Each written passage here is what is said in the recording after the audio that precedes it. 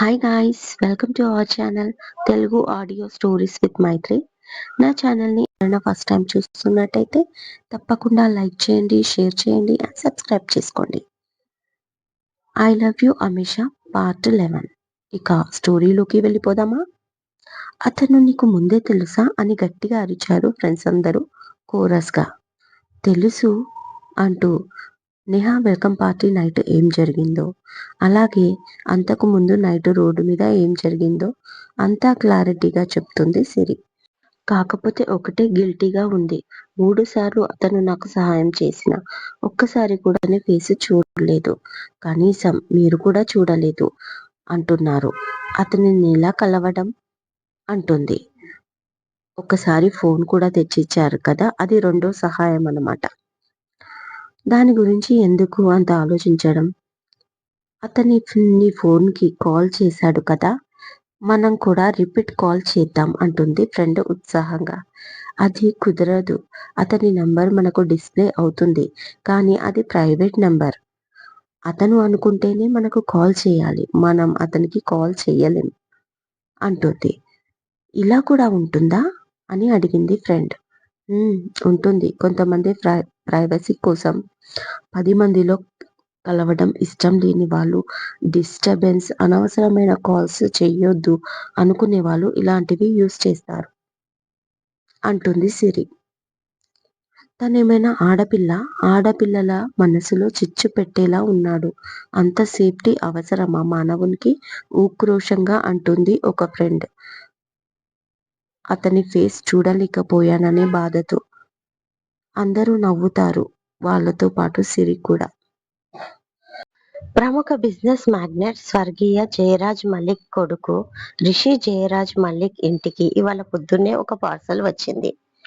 అందులో మొండాలు లేని తలలు 8 బయటపడ్డాయి అని పని వాళ్ళు వెళ్లి పోలీసులకు ఇన్ఫర్మేషన్ ఇవ్వడంతో ఈ న్యూస్ బయటికొచ్చింది.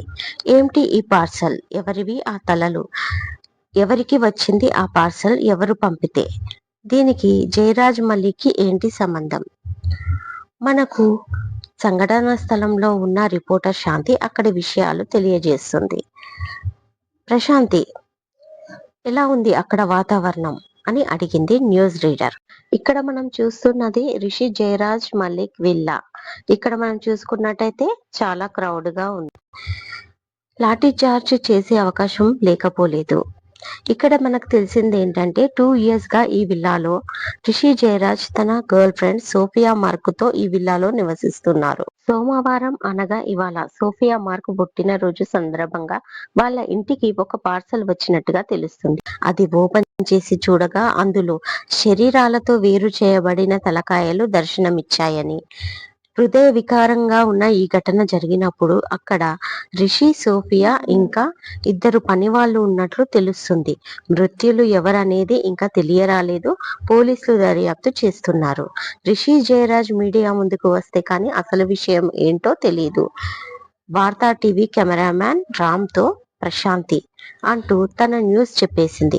మార్నింగ్ లేవగానే అన్ని ఛానళ్లలో ఇదే బ్రేకింగ్ న్యూస్ సాగింది.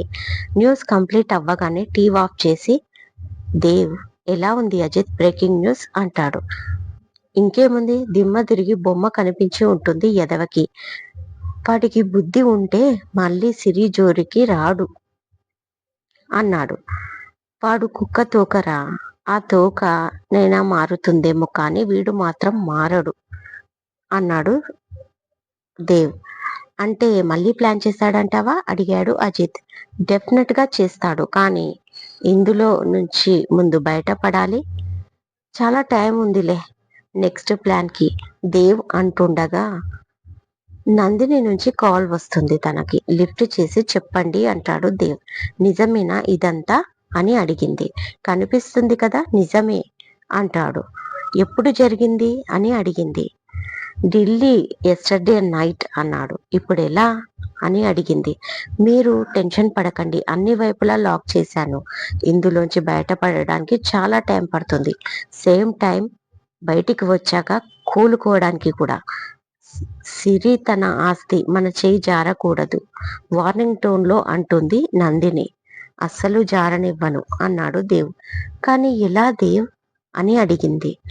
ఇప్పటిలానే ఇంకా ఎలా అన్నాడు. నో, అన్ని రోజులు మనవి కాదు. అందుకే చెప్తున్నా, త్వరగా బేబీ ప్లాన్ చేసుకోమని అంటుంది. ప్లీజ్ ఆంటీ, ఇంతకంటే నాతో అవ్వదు, నటించలేను. ఆల్రెడీ సిరి ఈ విషయంలో చాలా భరిస్తున్నా. ఇంతకంటే నా వల్ల కాదు. అలా అంటే ఎలా? మనం టార్గెట్ రీచ్ అయ్యే వరకు నువ్వు పేషెన్స్ కోల్పోవద్దు అంటుంది. అలాగే అన్నాడు. సిరి ఎప్పుడు రిటర్న్ అవుతుంది అని అడిగింది. 10 days టూర్ అని వెళ్ళింది. బట్ బ్రేకింగ్ న్యూస్ చూశాక మేబీ టుడే నైట్ లేదా రేపు మార్నింగ్ కల్లా వచ్చేస్తుంది అన్నాడు. వచ్చాక రిషిని మీట్ అవుతా అంటుందేమో అంది. అఫ్ కోర్స్, ఆ టైంలో తనని ఆపలేం కదా అన్నాడు. ఆపనవసరం లేదు, బట్ తనని ఒంటరిగా వెళ్ళనివ్వకు, నువ్వు తోడుగా వెళ్ళు అంది. షూర్, మీరేమి టెన్షన్ తీసుకోకండి, అన్నిటికీ నేనున్నాను కదా. ఇంకా అన్నాడు. దీపక్ కాల్ చేసింది. జై డాడీ డాడీ అని ఏడుస్తున్నాడంట, ఒకసారి వెళ్ళి కలిసిరా అంది. దీపక్కి చెల్లెలు, నందిని పెంచుకునే పిల్లల్లో ఒకరు, అలాగే రిషి మాజీ భార్య. నాకు కాల్ చేసింది. వెళ్తానా ఆంటీ, వీలైతే ఈ వీక్ లో అన్నాడు. ఓకే దేవ్, టేక్ కేర్ అంటూ కాల్ కట్ చేసింది నందిని. మరి చిన్న పిల్లని చేసి ఆడిస్తున్నారు సిరిని అన్నాడు అజిత్. నోరు మూసుకొని టెండర్ పని చూడు అన్నాడు దేవ్. ఈసారి నీకు టెండర్ రాకుండా చేస్తా బెదిరించాడు అజిత్. మూసుకొని ఫైల్ తీసుకొని గెట్ అవుట్ మై క్యాబిన్ అన్నాడు దేవ్ అజిత్ మాటలు పట్టించుకోకుండా. ఏం చేస్తాం, రాక్షసుల రాజ్యం నడుస్తుంది అంటూ ఫైల్ పట్టుకొని వెళ్ళిపోయాడు అజిత్. దేవ్ నవ్వుకొని తన వర్క్ చూసుకున్నాడు. సిరి పెళ్లి అటెండ్ అవుతుంది. రిషి విషయం తనకి ఇంకా ఏమీ తెలియదు. దీపక్ పెళ్లిలో కలుస్తాడు మళ్ళీ. హాయ్, వాట్సప్ బేబీ, దీపక్ అడుగుతాడు. సిరి పట్టించుకోకుండా ఎటో చూస్తూ నవ్వుతూ ఉంటుంది తన ఫ్రెండ్స్తో. ఆ నవ్వు దీపక్కి నచ్చదు, కానీ కోపాన్ని కంట్రోల్ చేసుకుంటూ ఏంటి, నువ్వు కూడా రిషిని వదిలేశావా అని అడిగాడు. ఆ మాటకి కోపం పిక్స్లోకి వెళ్ళింది సిరికి. ఎందుకు నా వెంట పడుతున్నావు, నీకెందుకు నా ఫ్యామిలీ మ్యాటర్ అని అడిగింది. నన్ను ఏదో అనకపోతే నీకు తృప్తిగా ఉండదా అంటూ మళ్ళీ అరుస్తుంది. ఆ సౌండ్కి చుట్టూ ఉన్న వాళ్ళందరూ వీళ్ళ వైపు చూస్తారు. అది గమనించిన దీపక్, అనవసరంగా అరవకు, ఈ న్యూస్ చూడలేదా అని అడుగుతున్నాను అంటూ ఫోన్ తీసి సిరి చితికి ఇస్తాడు.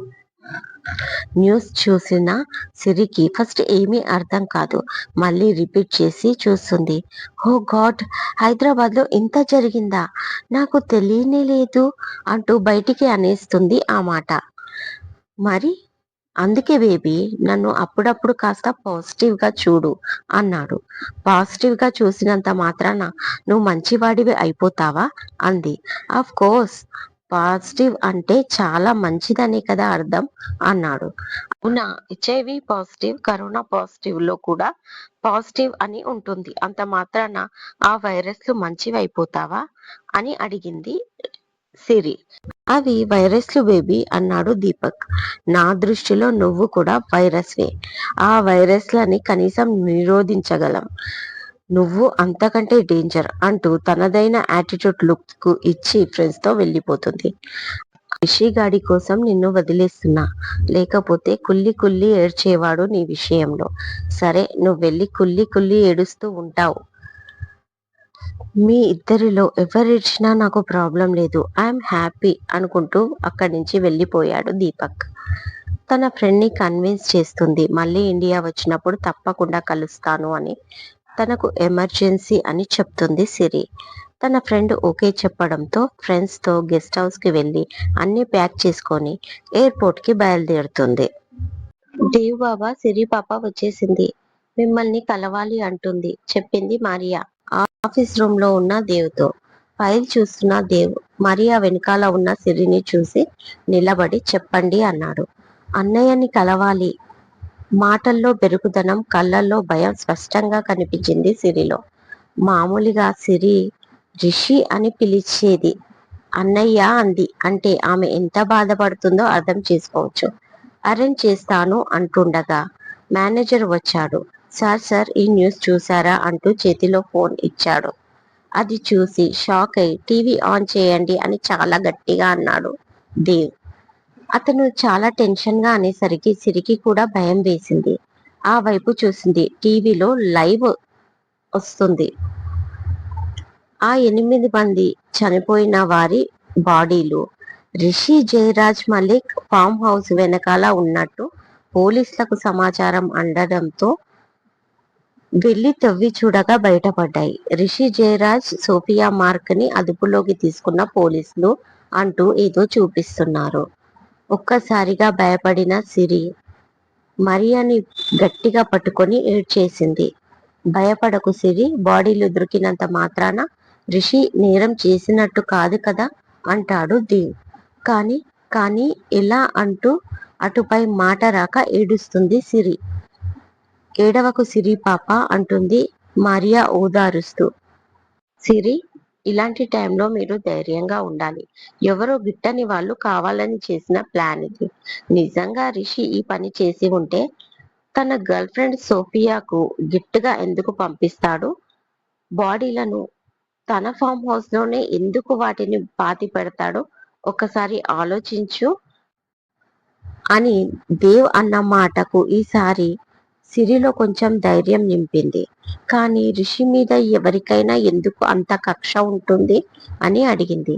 మీకు తెలియదు సిరి, రిషి మీతో ఉన్నట్టే అందరితో ఉంటాడు అనుకుంటారు మీరు.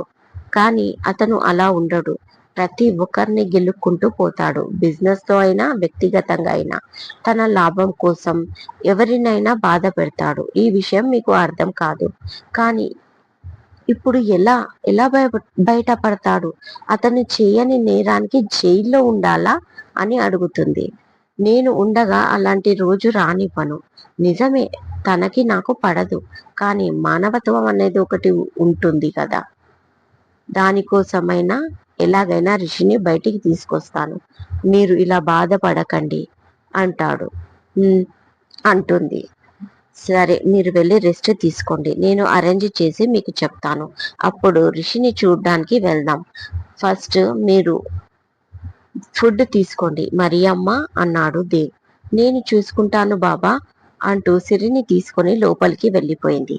దేవ్ సిరిని చూసి కన్నింగా నవ్వుకొని అజిత్ కి కాల్ చేశాడు, రిషితో మీటింగ్ ఏర్పాటు చేయమని. ఇదండి ఇవాళటి స్టోరీ. మరో మంచి ఎపిసోడ్తో మీ ముందు ఉంటాను. మైత్రి.